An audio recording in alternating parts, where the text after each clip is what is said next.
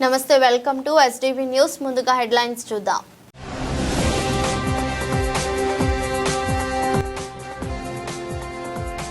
ఎన్నికల ముందు విద్యార్థులకు కూటమి ప్రభుత్వం ఇచ్చిన హామీలు అమలు చేయాలని ఏఎస్ఎఫ్ నగర్ కార్యదర్శి సాయి డిమాండ్.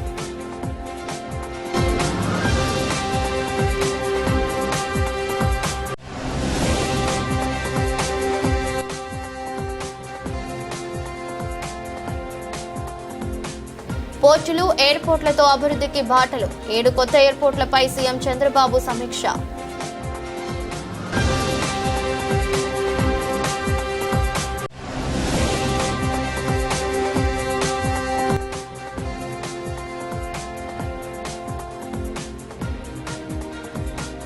సావిత్రిబాయి పులే జయంతి సందర్భంగా ఉపాధ్యాయులకు సన్మాన కార్యక్రమం.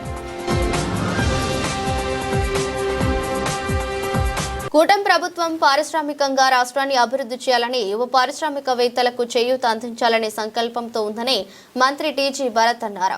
విజయవాడ వేదికగా రోటా ఫెయిర్ ఎక్స్పో 2025 జరగడం సంతోషకరమని, భవిష్యత్తులో మరిన్ని కార్యక్రమాలు జరగాలని ఆకాంక్షించారు. విజయవాడ ఎస్ఎస్ కన్వెన్షన్ సెంటర్లో రోటా ఫెయిర్ ఎక్స్పో 2025 3 రోజుల పాటు జరగనుంది. రోటా ఫెయిర్ ఎక్స్పో 2025లో 120 కంపెనీల స్టాల్స్ ను ప్రదర్శించారు. శుక్రవారం ఉదయం రాష్ట్ర పరిశ్రమల శాఖ మంత్రి టీజీ భరత్ లాంఛనంగా ప్రారంభించారు. అనంతరం స్టాల్స్ లో పలు సంస్థలు ప్రదర్శించిన వస్తువులను పరిశీలించారు. అనంతరం మీడియాతో మాట్లాడుతూ కూటమి ప్రభుత్వం అధికారంలోకి వచ్చిన తర్వాత రాజధాని ప్రాంతానికి పూర్వ వైభవం వస్తుందన్నారు. వ్యాపార లావాదేవీలకు సంబంధించిన కార్యక్రమాలు విస్తృతంగా జరుగుతున్నాయన్నారు. గత వైసీపీ ప్రభుత్వ పాలనలో పరిశ్రమల అభివృద్ధికి చర్యలు శూన్యమని విమర్శించారు. ఔత్సాహిక పారిశ్రామికవేత్తలకు వైసీపీ ప్రభుత్వం మొహం చాటేసిందన్నారు. కానీ కూటమి ప్రభుత్వం పారిశ్రామికంగా రాష్ట్రాన్ని అభివృద్ధి చేయాలని నిర్ణయించిందన్నారు. యువ పారిశ్రామికవేత్తలకు చేయూత అందించాలనే సంకల్పంతో కార్యక్రమాలకు శ్రీకారం చుడుతున్నామన్నారు. ఫెయిర్ అనేది మీ అందరికీ తెలుసండి. ఇక్కడ దాదాపు 7 years నుంచి ఈ ఎగ్జిబిషన్ స్టాల్స్ పెట్టడం జరుగుతూ ఉంది. అండ్ ఈసారి యూనిక్ గేమ్ అంటే confidence in public has gone up like anything. పెట్టే వాళ్ళకు కూడా చాలా ఇంట్రెస్టింగ్తో పెట్టాలనుకున్నారు. ఇప్పుడే ఒక స్టాల్ ఓనర్తో మాట్లాడడం జరిగింది. రియల్ ఎస్టేట్ సార్, మనకి గవర్నమెంట్ వచ్చిన తర్వాత దాదాపు 150% గ్రోత్ వచ్చింది సార్ రియల్ ఎస్టేట్లో అని చెప్పడం జరిగింది. So lot of positiveness vibes on the government, ఇక్కడ చాలా డెవలప్మెంట్ అవుతుందని చెప్పి ఒక నమ్మకం అనేది క్రియేట్ చేయగలిగినాము. So that is why not only here, other states నుంచి కూడా వచ్చి డిస్ప్లే చేయడం జరిగింది వాళ్ళ ప్రోడక్ట్స్ని షోకేస్ చేసుకునేదానికి. సో ఇది ఒక గొప్ప అవకాశం. నేను ఎప్పుడు చెప్తుంటా, స్టాల్స్ పెట్టడంలో ఓనర్స్కి చాలామందికి అడ్వర్టైజ్మెంట్స్ వచ్చినా ఏమొచ్చినా, బట్ ఒక ఎగ్జిబిషన్ స్టాల్ పెట్టినప్పుడు ఫిజికల్గా కస్టమర్స్ పబ్లిక్ వచ్చి కలుస్తుంటారు కాబట్టి అవేర్నెస్ అనేది చాలా పెరిగేదానికి అవకాశం ఉంటుంది. యూనిక్ ప్రోడక్ట్స్ ఏమన్నా ఉంటే తెలుసుకునేదానికి అవకాశం ఉంటుంది. And rotary club as they explain, president ఇప్పుడే ఎక్స్ప్లెయిన్ చేయడం జరిగింది, దాదాపు 900 ఉండే మెంబర్షిప్ ఉండే క్లబ్ ఇది. రోటరీ క్లబ్లో వరల్డ్స్ లార్జెస్ట్ క్లబ్. అండ్ ఏదో వచ్చినారు మెంబర్ చేయడం కాకుండా they have all very good members in there club. And ఇక్కడ వచ్చిన ఇన్కమ్ కూడా దాదాపు 5 to 6 lakhs వస్తే దాన్ని మరి డొనేట్ చేసేదానికి పోలియోకి సంబంధించింది. అంటే thought process. So that thought process it self is a great thing. ఏదో వచ్చింది ఇన్కము. ముందుగా అందరికీ నమస్కారం. రోటరీ మిడ్ టౌన్ క్లబ్ ఆధ్వర్యంలో ఈరోజు, రేపు, ఎల్లుండి 3 రోజులు రోటా ఫెయిర్ని కండక్ట్ చేస్తున్నాం. మీ అందరికీ తెలిసిందే, రోటరీ మిడ్ టౌన్ అనేది వరల్డ్ లార్జెస్ట్ క్లబ్. 900 మంది సభ్యులు ఉండే క్లబ్ మాది. సో ఈరోజు చీఫ్ గెస్ట్గా టీజీ భరత్ గారు వచ్చారు మాకు. సో ఈ కార్యక్రమాన్ని టీజీ భరత్ గారి మీదుగా ప్రారంభించాము. అలానే నగర అందరూ ఆహ్వానితులై ఈ ప్రోగ్రామ్ని, ఈ 120 స్టాల్స్, 10,000 మంది విజిటర్స్ని ఎక్స్పెక్ట్ చేస్తున్నాం. ఈ 3 రోజులు సంక్రాంతికి ఫ్యామిలీ షాపింగ్ మొత్తం, మీ అందరికీ ఫ్యామిలీ మొత్తం ఇక్కడ షాపింగ్ చేసి డిస్కౌంట్లతో, ఫ్లాష్ న్యూస్తో దీంట్లో మీకు అందరికీ అందిస్తున్నాం. ఈ కార్యక్రమాన్ని నగర ప్రజలందరూ జయప్రదం చేస్తారని ఆశిస్తున్నాను. ఇట్లు mid town president Gudipati Kishore. ఎన్నికల సమయంలో వాలంటీర్లకు ఇచ్చిన హామీలను సీఎం చంద్రబాబు విస్మరించడం దుర్మార్గమని సిపిఐ నగర కార్యదర్శి కోటేశ్వరరావు మండిపడ్డారు.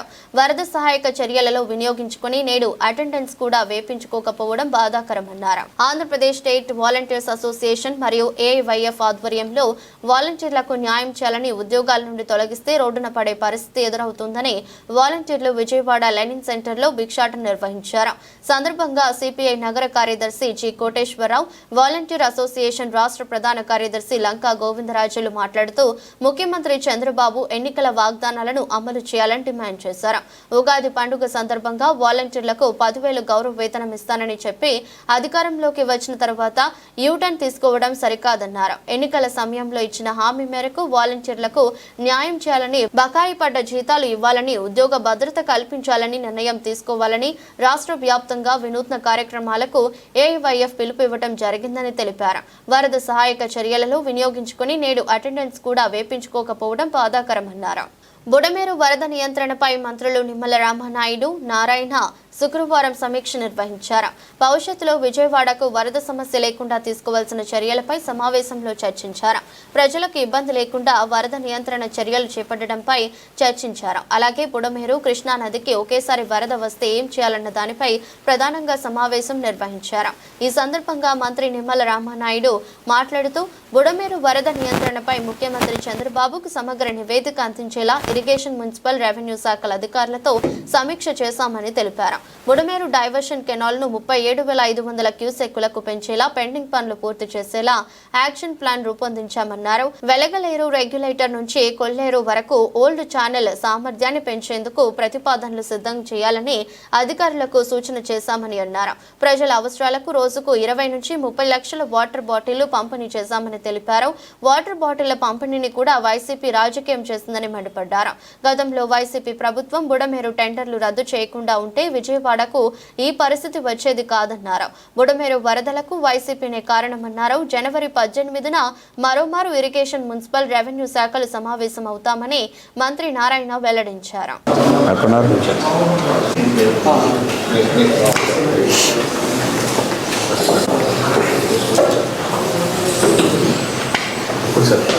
డిజాస్టర్ మేనేజ్మెంట్లో అయినా ట్రై చేసి అది సార్ దృష్టిలో పెట్టాను.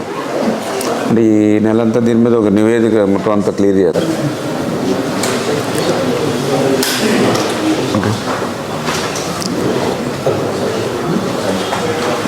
ఓకేమ్మా.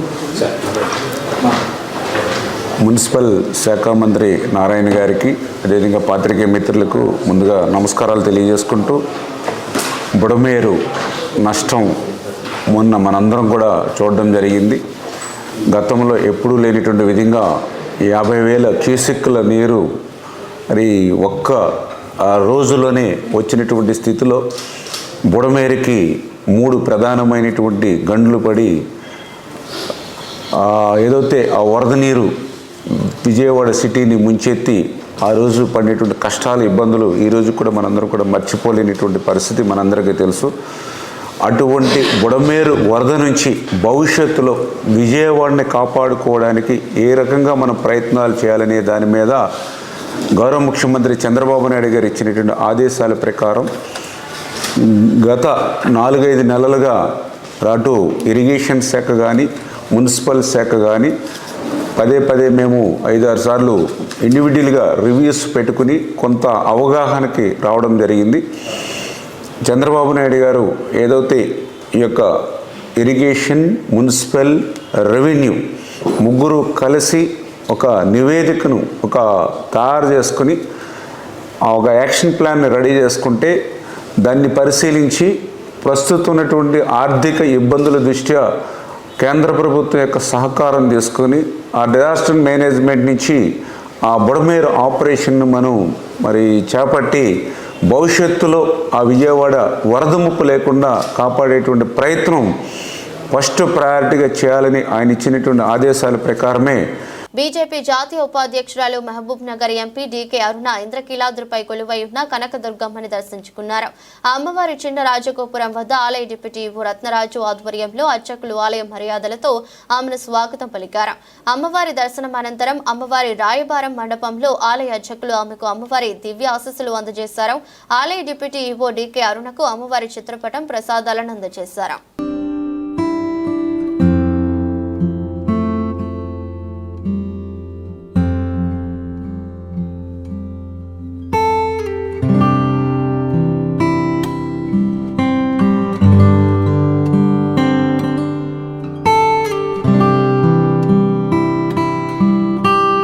స్వర్ణాంధ్ర నా సంకల్పమని అన్నారు ముఖ్యమంత్రి చంద్రబాబు నాయుడు. సీఎం చంద్రబాబు విజయవాడలో గణపతి సచ్చిదానంద స్వామీజీ చేపట్టిన ఆంధ్రప్రదేశ్ 42 ఊర్లలో దత్తక్షేత్ర నాదయాత్ర 2025ను ముఖ్యమంత్రి ప్రారంభించారు.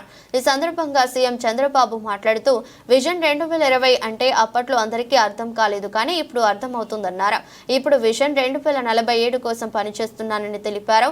సంపద సృష్టించిన ఆనందంగా ఉండటం ముఖ్యమన్నారు. ఆనందంగా ఉండాలంటే స్వామీజీల వల్ల సాధ్యమవుతుందని అన్నారు. స్వామీజీపై పెట్టిన నమ్మకంతో కొంత పాలకులైనా తనపై పెడితే స్వర్ణాంధ్ర సాధిస్తామని చెప్పుకొచ్చారు. అందరూ యథార్థాలని కూడా చెప్పేలా ఉండాలని, ప్రతి ఒక్కరికి స్పిరిచువాలిటీ ఉండాలని తెలిపారు. భగవంతుని ఆశీస్సులు మనకి ఉండాలని, గణపతి సచ్చిదానంద ఆశీస్సులు తీసుకోవటం ఆనందంగా ఉందని తెలిపారు. తాను కష్టాల్లో ఉన్నప్పుడు పూజ చేసి ఫలితాన్ని తన చేతికి ఇచ్చారన్నారు.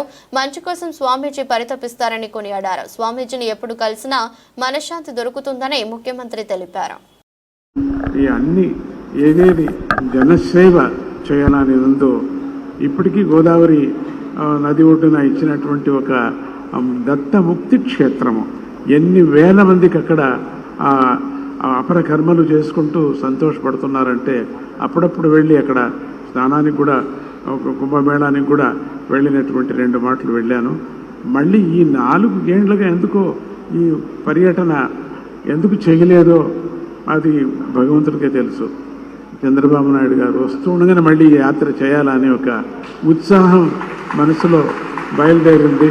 అది ఇప్పుడు ప్రారంభం చేసుకొని జరుగుతుంది. మొత్తం ఆంధ్రప్రదేశ్లో ఎంత పాదుకా క్షేత్రాలు ఉన్నాయో, ఎన్ని స్వామీజీ స్థాపన చేశారో, ఈ జతకు చెప్పినట్టుగా అన్నదానం చాలా ముఖ్యమైనటువంటిది మన ఆశ్రమాల్లో, ఆ పీఠాల్లో. అట్లా ఆ కార్యక్రమాన్ని వాళ్ళకి ప్రోద్బలించి ఇంకా ఎక్కువ చేయండి అని చెప్పడానికి కోసం సంతోషపడుతున్న ఆ కృష్ణమ్మ, ఆ కృష్ణవేణి తల్లి, అది 2 సంగమం చేసినటువంటి సందర్భంలో కూడా స్వామీజీ వెళ్ళారు. భగీరథుడయ్యా నువ్వు అని కూడా చెప్పడం జరిగింది అక్కడ వెళ్ళి స్వామీజీ. ఇప్పటికీ కూడా అది మర్చిపోలేను అటువంటి సభ, ఆ కృష్ణానది ఒడ్డు దగ్గర జరిగినటువంటి సభ. అట్లనే మళ్ళీ పరమాత్ముడు మళ్ళీ ఆ మంచి కర్మయోగిని మళ్ళీ మనకు తీసుకొచ్చి ఇచ్చారు. చంద్రబాబు నాయుడు గారు మంచి కర్మయోగి. ఆయన ఏమేమి సంకల్పించారో, భగవంతుడు అమ్మవారు ఆయనతో ఏమేమి చేయించాలనుకుందో నిర్విఘ్నంగా జన సహకారముతో, పరమాత్ముడి యొక్క వాతావరణ సహకారంతో అన్నీ చేయని అని చెప్పేసి ఈ సర్కార్కి మంచి భవిష్యత్తు ముందు ఉండాలని చెప్పేసి స్వర్ణాంధ్రగా మళ్ళీ నేను అనుకోవాలా అనేటువంటి మనస్సులో నేను సంకల్పం చేస్తున్నాను. ఎంత సంతోషమైందో, ఆ సంతోషానికే నేను వయస్సు లెక్క చేయకుండా, ఏమీ లెక్క చేయకుండా పరిగెత్తుకొని వచ్చాను. అన్ని చోట్ల తిరుగుతున్నాను. చంద్రబాబు నాయుడు గారికి మంచి శక్తిని, మా ఆత్మస్థైర్యాన్ని, అట్లనే ఆ చుట్టూ ఉండేటువంటి ఆ పరివార మంత్రాంగానికి అటువంటి శక్తిని, నిస్వార్థమైనటువంటి సేవా శక్తిని వాళ్లకు ఇవ్వని, ఆయన యొక్క సంకల్పం నెరవేరని అని జగన్మాత అయినటువంటి గీతామాతను అన్ని చోట్ల మేము ప్రచారం చేస్తున్నాం. ఆ గీతామాతను కూడా ఈరోజు పారాయణం కూడా చేశారు. గీతా పారాయణం ఎంతోమందికి గోల్డ్ మెడల్ కూడా తీసుకున్నారు. అటువంటి పారాయణం చేసి గీతామాతకు, అట్లనే మరగత రాజరాజేశ్వరి అమ్మవారికి కూడా నేను వేడుకుంటూ సక్సెస్ కానీ, ఆయన యొక్క విచారాన్ని దిగ్విజయం కానీ అని చెప్పి ఆశీర్వాదం చేస్తూ, ఆయన మంత్రాంగానికి, ఆయన యొక్క సర్కారానికి మంచి ఈ గవర్నమెంట్ మంచి గవర్నమెంట్గా మనకు ఉండని, స్వర్ణాన్ని మనం చూసేటువంటి యోగం మనకు కలగని అంటే బంగారు అంటే లక్ష్మి, లక్ష్మి అంటే సుఖం శాంతి అని అర్థం. అటువంటి సుఖ శాంతులు ఉండని అని చెప్పి వేడుకుంటూ ఇక మళ్ళీ నేను వదలటానికి ఇష్టం లేదు. అంత సంతోషంగా ఉంది. ఆ సంతోషం హృదయంలో ఉంది, బయటికి రావటం లేదు. అట్లా ఆ సంతోషాన్ని వ్యక్తం చేస్తూ ఆయనకు మంచిది కానీ అని చెప్తూ ఈరోజు చిన్న ఒక కార్యక్రమాన్ని కూడా ఇక్కడ చేయటానికి వచ్చారు. ఎన్నో 2-3 మాటలు అయింది ఇక్కడికి వచ్చారు. ఎన్టీ రామారావు కూడా ఇక్కడికి వచ్చారు. మొదట్లో ఈ యజ్ఞశాలను ప్రారంభం చేసింది ఆయన. క్షిప్ర గణపతి యజ్ఞశాల ప్రారంభం చేశారు. అవన్నీ నేను జ్ఞాపకం చేసుకుంటున్నాను. అట్లా అంటూ ఆ విధంగా ఒక ఫ్యామిలీ మెంబర్గా నా మనసులో ఉంది. కానీ ఏదో మినిస్టర్ చంద్రబాబు నాయుడు అట్లా ఆ విధంగా నాకు లేనే లేదు. ఒక ఫ్యామిలీ మెంబర్గా నేను ప్రార్థన చేస్తున్నాను అని చెప్పి మా ఫ్యామిలీ మెంబర్కి బాగా కానీ అభివృద్ధి కానీ అని చెప్పి ఆయన అనుకున్నదంతా బాగా జరగని, ప్రజలందరూ క్షేమంగా ఉండని అని చెప్తూ కొంచెం తక్షణమే అయ్యలేదు కదా. రాముడు రాజ్యానికి వచ్చాడు. రామరాజ్యానికి వచ్చిన తర్వాత మీరు చూడండి రామాయణంలో ఆయన రాజ్యానికి వచ్చిన తర్వాత 5 ఏళ్ళు అయింది. మళ్ళీ అభివృద్ధి కావాలంటే ఇమ్మీడియట్గా అందరినీ ఆకాశానికి తక్షణం పెండాలు వేయలేం కదా. ఇమ్మీడియట్గా కావాలంటే ఎక్కడవుతుంది మనకు? అవుతుంది, సమయం కావాలి కదా. చెడుది కావటానికి ఎన్నో ఏళ్ళు పడి. గౌరవనీయులు పూజ్యులు శ్రీ గణపతి శ్రద్ధాను స్వామీజీ, గౌరవనీయులు పూజ్యులు శ్రీ దత్త విజయానంద తీర్థ స్వామీజీ, ఈ సమావేశానికి విచ్చేసిన భక్తులందరికీ పేరు పేరున మనస్ఫూర్తిగా నమస్కారాలు, అభినందనలు. ఈరోజు స్వామీజీని ఇక్కడ నేను దర్శనం చేసుకోవడం నా అదృష్టంగా నేను భావిస్తున్నా. ఆయన ఆశీస్సులు తీసుకున్నా. ఆయన ఎప్పుడు కూడా ఒక మంచి మనసుతో ఆశీర్వదిస్తారు. సమాజం కోసమే ఆయన పనిచేస్తున్నారు. ఈరోజు ఆయన చెప్పిన మాటలు కూడా మీరు వింటే, ఆయన నేను కష్టాల్లో ఉన్నప్పుడు ఆయన పూజ చేసి నాకు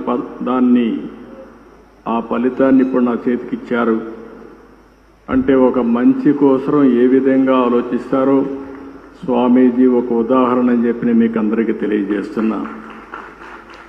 వారి జీవితంలో మీరు చూస్తే దత్త క్షేత్రాలు పెట్టి అక్కడ భక్తుల కోసం అనేక సందర్భాల్లో రావడం.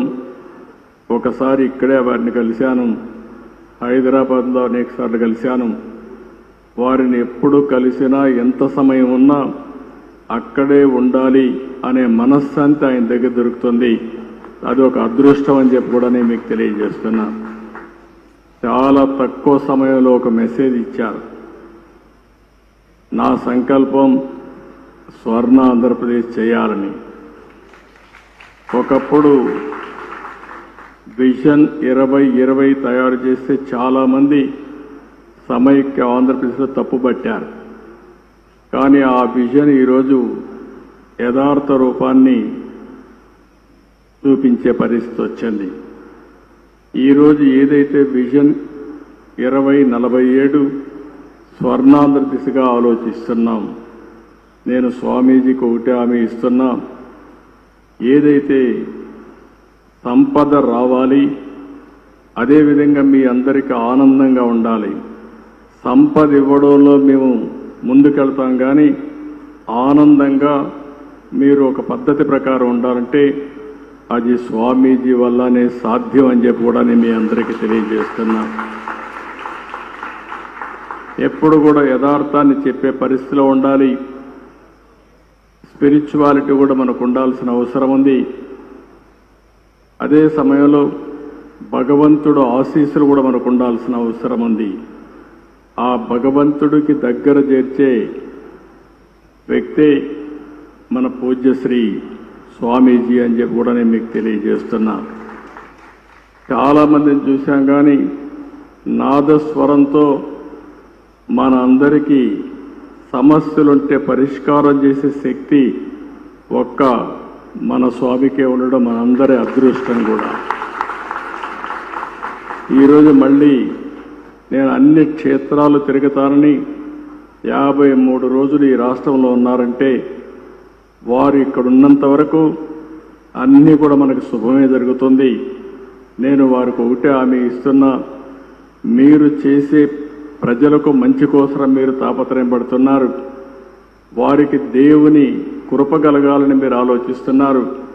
నేను కూడా ఆలోచించేది మీ యొక్క ఆశీస్సులతో ఈ ప్రజలకు ఆర్థిక స్వావలంబన జరగాలని, పేదరికం పూర్తిగా పోవాలని, ప్రజలందరూ ఆనందంగా ఉండాలని చెప్పి ఆశిస్తున్నా. దానికి పూర్తిగా స్వామీజీ యొక్క ఆశీస్సులు కోరుకుంటూ ఈరోజు మిమ్మల్ని చూస్తే ఒక ప్రశాంతంగా కూర్చున్నారు ఇక్కడ. అంటే మీరంతా ఒక పరిపక్వంగా కూడా ఉన్నారు. స్వామీజీ పైన నమ్మకం, ఆ నమ్మకంలో కొంత శాతం పాలకులైన నా మీద కూడా పెట్టండి.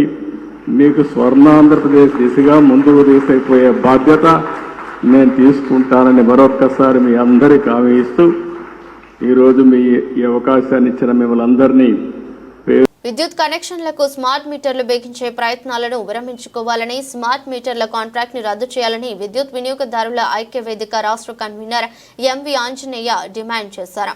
ఎన్బీకే భవన్ ఏర్పాటు చేసిన విలేకరుల సమావేశంలో మాట్లాడుతూ విద్యుత్ సంస్కరణలు 2020లో భాగంగా కేంద్ర ప్రభుత్వం స్మార్ట్ మీటర్లు ఏర్పాటు చేయాలని రాష్ట్రంలో అమలు చేయడాన్ని పూర్తిగా వ్యతిరేకిస్తున్నామన్నారు. స్మార్ట్ మీటర్ల వలన విద్యుత్ నష్టాలు తగ్గుతాయని చెప్పడం వినియోగదారులను మభ్యపెట్టడమే అన్నారు. స్మార్ట్ మీటర్ల బిగింపు వెనుక విద్యుత్ పంపిణీల సంస్థల ప్రైవేటు చేయాలని కుట్ర దాగుందని ఆరోపించారు. స్మార్ట్ మీటర్ల బిగింపు కార్యక్రమాన్ని రాష్ట్ర ప్రజలందరూ వ్యతిరేకించాలని ఆయన పిలుపునిచ్చారు.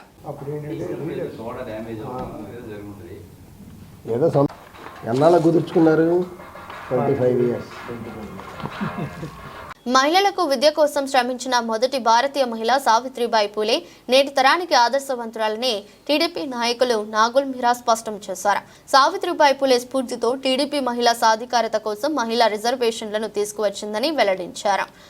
పశ్చిమ నగరంలోని కేఎల్ రావు నగర్లో రాకేష్ పబ్లిక్ స్కూల్ నందు international BC welfare association NV Rao ఆధ్వర్యంలో శుక్రవారం సావిత్రిబాయి పూలే 194వ జయంతి సందర్భంగా ఉపాధ్యాయునులకు సన్మాన కార్యక్రమం జరిగింది. ఈ కార్యక్రమానికి టీడీపీ నాయకులు నాగుల్ మీరా, మాజీ ఐపీఎస్ అధికారి రవీంద్రబాబు, టీడీపీ కార్యనిర్వాహక కార్యదర్శి బొమ్మసాని సుబ్బారావు, బీజేపీ ఎన్టీఆర్ జిల్లా అధ్యక్షులు అడ్డూరి శ్రీరామ్, బీసీ సంఘాల నాయకులు హాజరయ్యారు.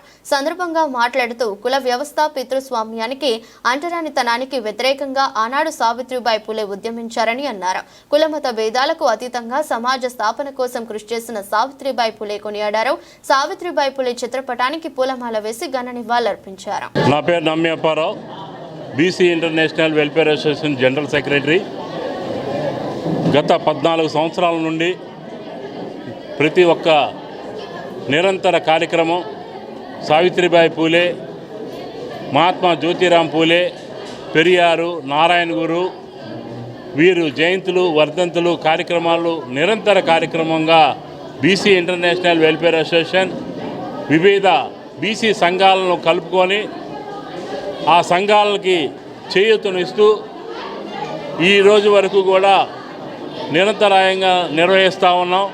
మహానీయులైనటువంటి చరిత్ర కలిగినటువంటి మహాపురుషులుగా ఉన్నటువంటి గొప్పవారి గురించి మా బీసీ ఇంటర్నేషనల్ ఉద్దేశం వారి గురించి తెలియజేయడమే. అందరికీ నమస్కారం. ఈరోజు మహానేత సావిత్రిబాయి పూలే గారి 194వ జయంతి సందర్భంగా ఈ రాకేష్ పబ్లిక్ స్కూల్ అధినేత ఎన్వి రావు గారు ఒక చక్కటి కార్యక్రమం ఆర్గనైజ్ చేశారు. వారి జయంతి సందర్భంగా వారు చేసిన సేవలు, ఎస్పెషలీ ఉమెన్ ఎంపవర్మెంట్ కొరకు ఎప్పుడో 194 సంవత్సరాల కిందట జన్మించిన చాలా సుదినం, పండుగ రోజు శ్రీమతి సావిత్రిబాయి పూలే 194 జయంతి కార్యక్రమాన్ని ఈరోజు మనం జరుపుకుంటున్నాం. చాలా సంతోషంగా ఉంది. మన ఊరు కాదు, మన రాష్ట్రం కాదు, మన భాష కాదు, ఎక్కడో మహారాష్ట్రలో పుట్టినటువంటి 194 సంవత్సరాల క్రితం పుట్టినటువంటి మహానుభావురాలు ఆమె యొక్క జయంతి మనం జరుపుకుంటున్నామంటే ఆమె చేసినటువంటి మంచి పనులే మనకి ఎల్లకాలం నిలబడతాయి. ఆమె చేసినటువంటి సూర్యచంద్రులు ఉన్నంతకాలం అవన్నీ కూడా మనకి గుర్తుంటాయి. ఆమె మహిళలకు పాఠాలు చెప్పడం కోసం అనేక కష్టాలు పడ్డారు. ఆ మహిళా విద్యాసంస్థ నడపడానికి అనేక ఇబ్బందులు పడ్డారు. బ్యాగులో ఒక సంచి పెట్టుకొని దారిలో వెళ్తున్నప్పుడు టమాటాలతోనూ, పేడతోనూ, అలాగే ఇంకా అనేక రకాల హింసిస్తే మళ్ళీ అక్కడికి వెళ్ళినాక పేదలను మభ్యపెట్టి అవయవాలు తీసుకునే ఆసుపత్రులపై కఠిన చర్యలు తీసుకుంటామని మంత్రి సత్యకుమార్ యాదవ్ హెచ్చరించారు. అవయవ దానంపై ప్రజల్లో అవగాహన తీసుకురావడం అభినందనీయమని ప్రశంసించారు. ప్రభుత్వ ఆసుపత్రిలో రోజుకు 5 బ్రెయిన్ డెడ్ కేసులు వస్తున్నాయని చెప్పారు. జగన్ ప్రభుత్వం నిర్వాహం వల్లే మెడికల్ ఫీజు కౌన్సిలింగ్ విద్యార్థులు ఇబ్బందులు పడుతున్నారని చెప్పారు. కోర్టు తీర్పుల వల్లే పీజీ విద్యార్థులు ఇబ్బందులు ఎదుర్కొంటున్నారని అన్నారు. గత వైసీపీ ప్రభుత్వం వేసిన కమిషన్ అనేక విషయాలను పరిగణలోకి తీసుకోలేదన్నారు. శాస్త్రీయ అంశాలను కమిషన్ పరిగణలోకి తీసుకోలేదని చెప్పారు. విద్యార్థులకు ఎలాంటి మేలు జరుగుతుందో చూస్తున్నామన్నారు. వైద్య శాఖలో ఖాళీలను భర్తీ చేసే ప్రయత్నం చేస్తున్నామని చెప్పారు. అన్ని సమస్యలు పరిష్కరించే ప్రయత్నం చేస్తున్నామని మంత్రి సత్యకుమార్ యాదవ్ పేర్కొన్నారు.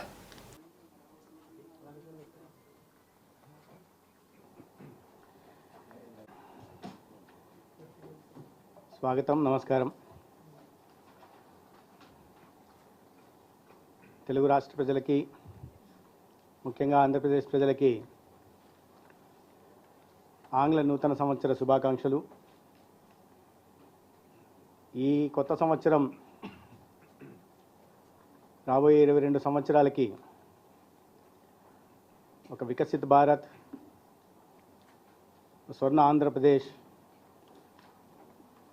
మనం స్వాతంత్రం సిద్ధించి 100 సంవత్సరాల వేడుక పూర్తి చేసుకునే సందర్భంలో ఏవైతే లక్ష్యాలు నిర్దేశించుకున్నామో ఆ లక్ష్యాలకి పునాదులు ఈ సంవత్సరం నుంచి పడాలని కోరుకుంటూ, మిత్రులారా, గత 7 నెలల క్రితం ఈ రాష్ట్రంలో చంద్రబాబు నాయుడు గారి నాయకత్వంలో ఎన్డీఏ ప్రభుత్వం ఏర్పాటైంది. ప్రభుత్వం ఏర్పాటైన నాటి నుండి ఎన్నికల సందర్భంగా ఇచ్చిన హామీ మేరకు అనేక హామీలను నెరవేర్చే కార్యక్రమం జరుగుతోంది. అది ఎన్నికల హామీ కానప్పటికీ ప్రభుత్వ ఉద్యోగులందరికీ కూడా 1వ తేదీ జీతాలు పడుతున్నాయి. క్రమం తప్పకుండా పెన్షన్దారులకు పెన్షన్ అందుతూ ఉంది.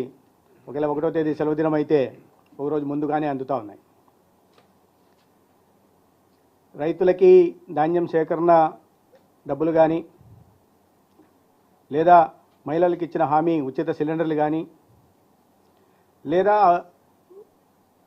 అభివృద్ధి కార్యక్రమాలు పోలవరం కానీ, లేదా పోలవరం కానీ కేంద్ర సహకారంతో పెద్ద ఎత్తున నిధులు రాబట్టడంలో కానీ,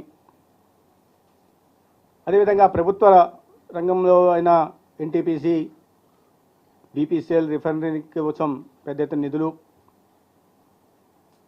ప్రైవేట్ సంస్థల నుంచి కూడా పెద్ద ఎత్తున నిధులు, పరిశ్రమల స్థాపన కోసం ఏర్పాటు మార్గం సుగమం చేస్తూ ఉద్యోగ ఉపాధి అవకాశాలు లభిస్తూ ఉన్నాయి. ఎన్నికల సందర్భంగా ఇచ్చిన మరొక హామీ, ఈ రాష్ట్రంలో ఉంటున్న 1,43 లక్షల కుటుంబాలు అందరికి కూడా 25 లక్షల దాకా యూనివర్సల్ హెల్త్ ఇన్సూరెన్స్ ఇస్తామని చెప్పడం జరిగింది. దాంట్లో అనుగుణంగానే ముఖ్యమంత్రి ఆదేశాల మేరకు సంబంధిత స్టేక్ హోల్డర్స్తో కానీ, ఇన్సూరెన్స్ కంపెనీలతో కానీ మాట్లాడడం,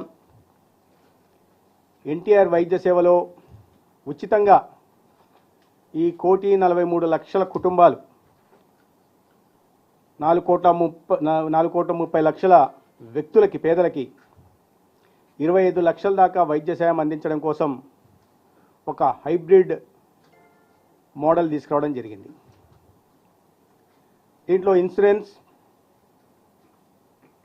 అదేవిధంగా కేంద్ర ప్రభుత్వం ఆయుష్మాన్ భారత్, రాష్ట్రంలో ఎన్టీఆర్ వైద్య సేవ మూడింటికి అనుసంధానం చేసుకొని రాష్ట్రంలోని పేదలందరికీ ఒక నాణ్యమైన ఉచిత వైద్య సేవలను అందించాలనే లక్ష్యంతో ఈ హైబ్రిడ్ మోడ్ తీసుకురావడం జరిగింది. దీంట్లో ప్రచారం చేస్తున్నట్టుగా 2.5 లక్షల లోపల వైద్య సేవలు ఉండవు, మొత్తం ట్రస్ట్ మోడల్లో నుంచి ఇన్సూరెన్స్ మోడల్లోకి మారిపోతున్న ప్రచారం జరుగుతూ ఉంది. దానివల్ల ప్రజల్లో, ముఖ్యంగా పేదల్లో భయాందోళనలు నెలకొన్నాయి. వాస్తవ పరిస్థితులకు దూరంగా, వాస్తవానికి దూరంగా ఇటువంటి ప్రచారం చేయడం రాజకీయ పార్టీలకు తగదు. నేను విమర్శలకు బోదలుచుకోలేదు. అయితే ఇక్కడ ఈ అనేక స్టేక్ హోల్డర్స్తో మాట్లాడిన తర్వాత ముఖ్యమంత్రి గారి సమక్షంలో సమీక్షలు చేసిన తర్వాత వచ్చిన నిర్ణయం ఏంటంటే ఈ రాష్ట్రంలో 2.5 లక్షల రూపాయల వరకు క్లెయిమ్స్ కోసం ఇన్సూరెన్స్ మోడ్లోకి వెళ్ళాలని, తర్వాత 61 లక్షల కుటుంబాలకి ఆయుష్మాన్ భారత్ ద్వారా కూడా 5 లక్షల దాకా వైద్య సాయం అందుతుంది కాబట్టి దానిని అనుసంధానం చేసుకుంటూ ఈ 2.5 లక్షల రూపాయలు పైగా వైద్య సేవల కోసం 25 లక్షల దాకా ట్రస్టు ఎన్టీఆర్ వైద్య సేవ ట్రస్టే భరించేలాగా నిర్ణయం తీసుకోవడం జరిగింది. రాష్ట్రంలో కొత్తగా 7 ఎయిర్పోర్ట్లు రానున్నాయి. వీటిపై ఇప్పటికే నిర్ణయం తీసుకున్న ప్రభుత్వం ఆ ప్రాజెక్టులను గ్రౌండ్ చేసే పనులు మొదలుపెట్టింది. ప్రస్తుతం రాష్ట్రంలో మొత్తం 7 ఎయిర్పోర్ట్లు ఉన్నాయి. విశాఖ, తిరుపతి, కడప, రాజమండ్రి, గన్నవరం ఎయిర్పోర్ట్లను ఎయిర్పోర్ట్ అథారిటీ ఆఫ్ ఇండియా నిర్వహిస్తోంది. కర్నూలు ఎయిర్పోర్ట్ను రాష్ట్ర ప్రభుత్వం నిర్వహిస్తుండగా Puttaparthi private airport airstrip గా ఉంది. వీటికి తోడు భోగాపురం ఇంటర్నేషనల్ ఎయిర్పోర్ట్ సిద్ధమవుతోంది. అయితే పెరుగుతున్న అవసరాల నేపథ్యంలో కొత్తగా మరో 7 ఎయిర్పోర్ట్లను తెచ్చేందుకు రాష్ట్ర ప్రభుత్వం నిర్ణయించింది. గత తెలుగుదేశం ప్రభుత్వ హయాంలోనే కొన్ని ప్రాజెక్టులకు అడుగులు వేయగా తర్వాత వచ్చిన వైసీపీ ప్రభుత్వం వాటిని పక్కకు నెట్టింది. ఈ పరిస్థితుల్లో మళ్లీ వాటిని పట్టాలు ఎక్కించేందుకు, భవిష్యత్తు అవసరాలు తీర్చేందుకు కూటమి ప్రభుత్వం సంకల్పించింది. ఇందులో భాగంగా రాష్ట్రంలో ప్రస్తుతం జరుగుతున్న ఎయిర్పోర్ట్ల విస్తరణ, నిర్మాణంతో పాటు కొత్త ఎయిర్పోర్ట్ల నిర్మాణంపై ముఖ్యమంత్రి చంద్రబాబు ఉండవల్లిలోని తన నివాసంలో సమీక్ష చేశారు. ఈ సమీక్షకు కేంద్ర పౌర విమానయాన శాఖ మంత్రి రామ్మోహన్ నాయుడుతో పాటు ఎయిర్పోర్ట్ అథారిటీ ఆఫ్ ఇండియా ఉన్నతాధికారులు హాజరయ్యారు. ఎన్నికల ముందు విద్యార్థులకు కూటమి ప్రభుత్వం ఇచ్చిన హామీలు అమలు చేయాలని ఏఎస్ఎఫ్ నగర కార్యదర్శి సాయి డిమాండ్ చేశారు. రాష్ట్ర వ్యాప్తంగా పెండింగ్ లో ఉన్న 3,580 కోట్ల రూపాయల ఫీజు రియంబర్స్మెంట్ బకాయిలను విడుదల చేయాలని, లేకుంటే ఉద్యమాన్ని తీవ్రతరం చేస్తామని హెచ్చరించారు. నగరంలోని లెనిన్ సెంటర్ వద్ద ఏఎస్ఎఫ్ ఆధ్వర్యంలో విద్యార్థులు నిరసన చేపట్టారు. ఏఎస్ఎఫ్ నగర కార్యదర్శి సాయి మీడియాతో మాట్లాడుతూ ఎన్నికల ముందు విద్యార్థులకు కూటమి ప్రభుత్వం ఇచ్చిన హామీలు అమలు చేయడంలో విఫలం చెందారని విమర్శించారు. అధికారంలోకి వచ్చిన 100 రోజుల్లోనే హామీలు అమలు చేస్తామని ప్రగల్భాలు పలికిన కూటమి ప్రభుత్వం అమలు చేయడం విషయంలో మొండి వైఖరిని ప్రదర్శిస్తున్నారని మండిపడ్డారు. రాష్ట్ర వ్యాప్తంగా పెండింగ్ లో ఉన్న 3,580 కోట్ల రూపాయల ఫీజు రియంబర్స్మెంట్ బకాయిలను విడుదల చేయాలని, లేకుంటే ఉద్యమాన్ని తీవ్రతరం చేస్తామని హెచ్చరించారు. గత వైసీపీ ప్రభుత్వం 107.108 జీవోలను ప్రవేశపెట్టి అమలు చేయడం వలన వందల మంది విద్యార్థులకు ఎంబీబీఎస్ విద్యను కోల్పోయారని, ఆ జీవోలను రద్దు చేసి పాత విధానాన్ని అమలు పరుస్తామని చెప్పిన మంత్రి నారా లోకేష్ జీవోలను రద్దు చేయకుండా విద్యార్థులను మోసం చేశారని అన్నారు. జరిగిన రాష్ట్ర మంత్రివర్గ సమావేశంలో తల్లికి వందనం ఈ సంవత్సరం లేదు, వచ్చే సంవత్సరం అమలు చేస్తామని చెప్పడాన్ని అఖిల భారత విద్యార్థి సమాఖ్య ఏఐఎస్ఎఫ్ రాష్ట్ర సమితిగా పూర్తిగా ఖండిస్తూ ఉన్నాం.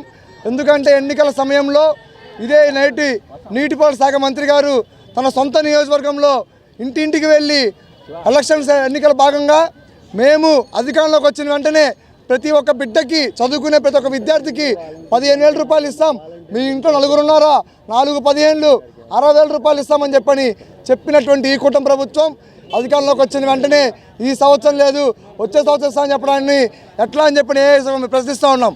విద్యార్థుల్ని మోసం చేస్తూ ఉన్నారు. మీకు అధికారంలోకి వచ్చిన వెంటనే నాన్నకి ఇంధనం సప్లై చేయడంపై ఉన్న శ్రద్ధ తల్లికి వందనమే లేదని చెప్పని ఏఐఎస్ఎఫ్ సూటిగా చెప్తా ఉన్నాం.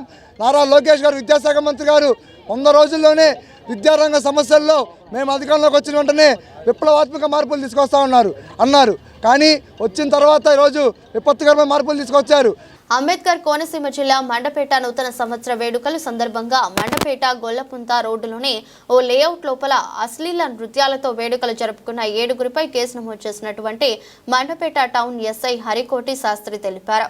కొంత ఆలస్యంగా సమాచారం అందినప్పటికీ దీనిపై విచారణ నిర్వహించి ఇజ్రాయెల్తో నృత్యాలు వేయించినట్లు నిర్ధారించడం జరిగిందన్నారు. ఈ మేరకు వివిధ పార్టీలకు చెందిన 7గురిపై కేసులు నమోదు చేశారు.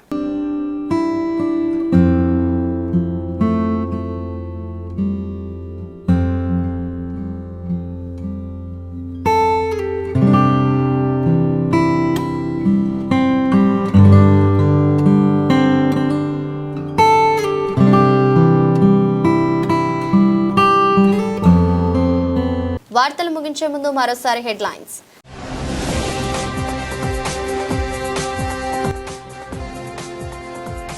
ఎన్నికల ముందు విద్యార్థులకు కూటమి ప్రభుత్వం ఇచ్చిన హామీలు అమలు చేయాలని ఏఎస్ఎఫ్ నగర్ కార్యదర్శి సాయి డిమాండ్.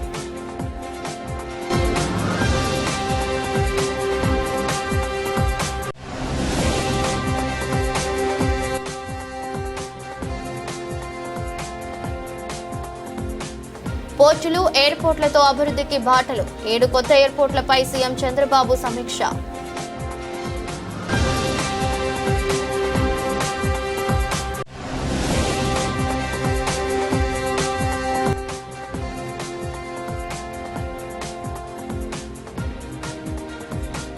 సావిత్రిబాయి పులే జయంతి సందర్భంగా ఉపాధ్యాయులకు సన్మాన కార్యక్రమం.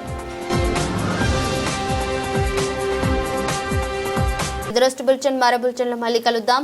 అంతవరకు సెలవు. నమస్కారం.